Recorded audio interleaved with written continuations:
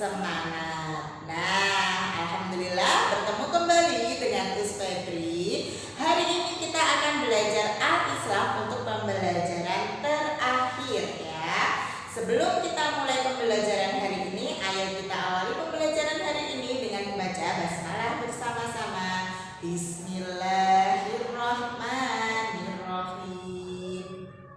Keteladanan Nabi Idris alaihi salam. Nah, anak-anak, kemarin di pembelajaran yang kemarin anak-anak sudah belajar tentang kisah Nabi Adam. Nah, tentunya anak-anak masih ingat ya bagaimana kisah Nabi Adam. Nah, hari ini kita akan belajar kisah Nabi Idris. Nah, anak-anak disiapkan buku BPD-nya dan juga alat tulisnya ya. Nah, silakan anak-anak simak video berikut ini.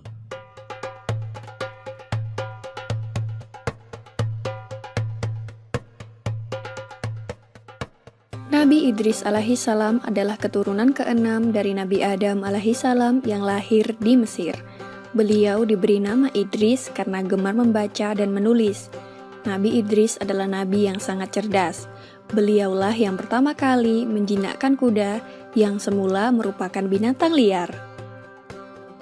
Setelah menjinakkannya, kini binatang kuda itu bisa dijadikan tunggangan atau untuk mengangkut berbagai barang. Orang-orang yang baru melihat hal ini merasa heran karena Nabi Idris dapat menempuh perjalanan dengan sangat cepat daripada mereka yang masih berjalan kaki.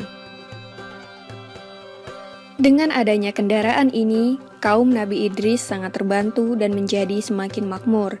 Nabi Idris menjadi orang yang paling disegani dan menjadi seorang panutan.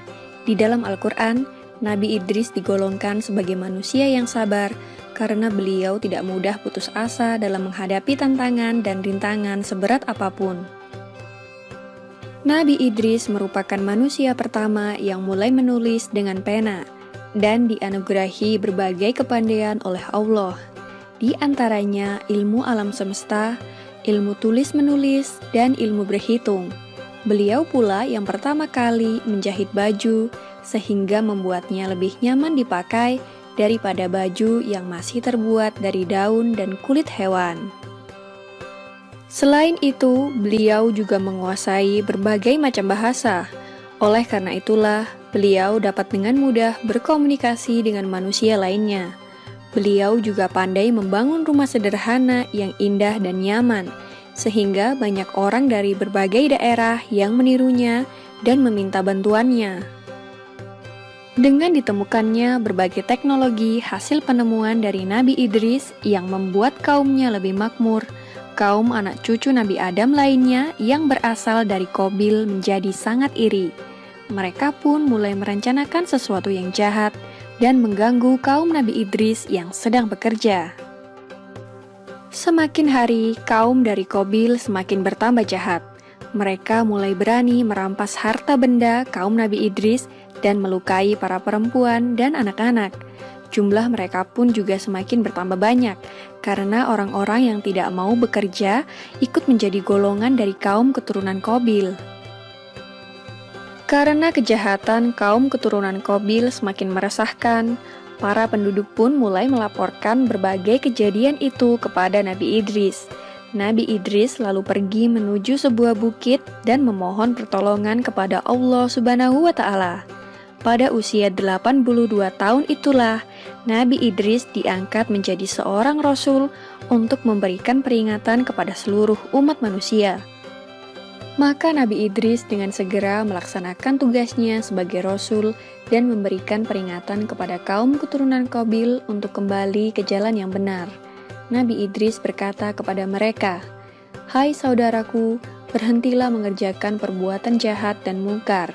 Ikutilah jalan kebenaran seperti yang diajarkan Nabi Adam."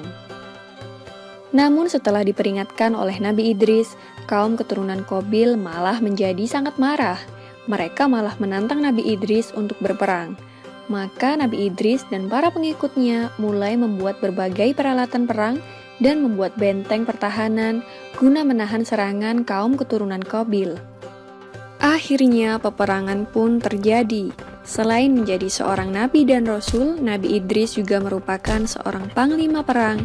Beliau berperang dengan gagah dan berani sehingga mendapatkan julukan Asadul Usud yang berarti singa dari segala singa karena tidak pernah berputus asa dalam menjalankan tugasnya untuk memerangi kejahatan.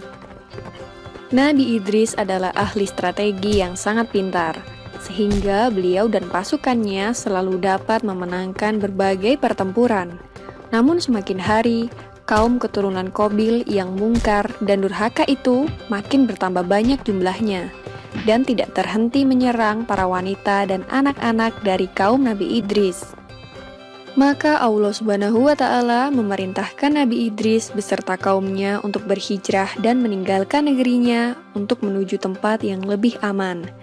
Demikianlah kisah Nabi Idris alaihissalam yang tiada henti berperang dengan kaum keturunan Qabil. Nama Nabi Idris diabadikan di dalam Al-Quran dalam surat Maryam ayat 56 dan 57. Semoga kisah ini dapat mempertebal iman kita kepada para nabi dan Rasul Allah Subhanahu wa Ta'ala. Amin ya Rabbal Alamin. Nah, bagaimana anak-anak sudah menyimak kan video tentang kisahnya Nabi Idris? Nah, anak-anak sudah tahu bagaimana perjalanan Nabi Idris alaihissalam. Nah, dari kisahnya Nabi Idris alaihissalam ada beberapa yang bisa kita contoh sebagai umat Islam. Nah, apa saja?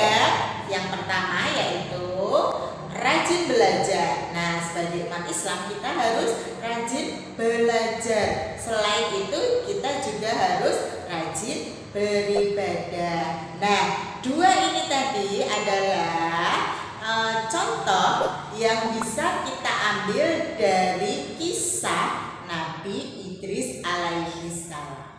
Nah, anak-anakku, itu tadi pembelajaran Islam yang terakhir yaitu tentang keteladanan Nabi Idris alaihissalam. Nah, anak-anakku jangan lupa